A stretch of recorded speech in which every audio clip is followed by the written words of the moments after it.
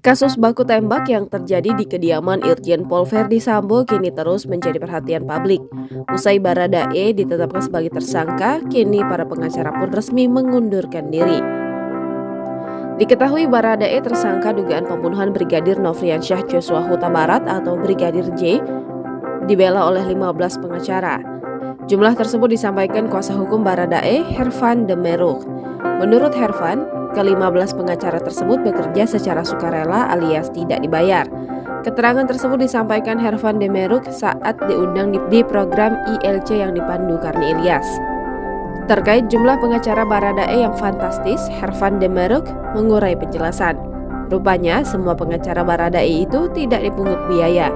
Hal itu lantaran para pengacara tersebut melihat Baradae adalah sosok yang tidak mampu yang sedang membutuhkan keadilan. Mengetahui hal tersebut, Karni Ilyas lantas menyinggung sosok Verdi Sambo. Diketahui, Karni Ilyas, Verdi Sambo yang juga tengah dihadapkan kasus dengan almarhum Brigadir J hanya menyewa pengacara yang kurang dari 15 orang. Untuk diketahui, ada 3 pengacara yang berada di lingkup dan mendampingi Irjen Verdi Sambo dan sang istri Putri Chandrawati. Ia adalah Patra M. Zen, Sarmauli Simangunsong, dan Arman Hanis.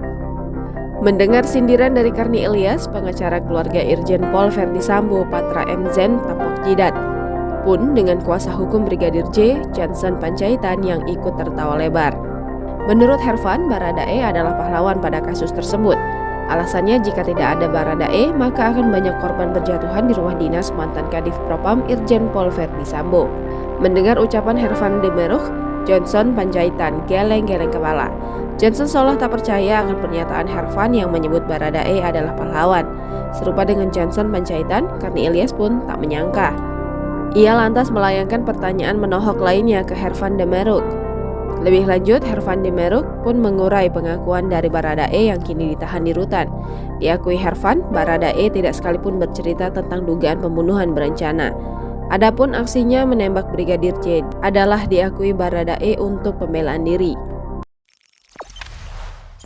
Jangan lupa subscribe, share, komen, dan like ya!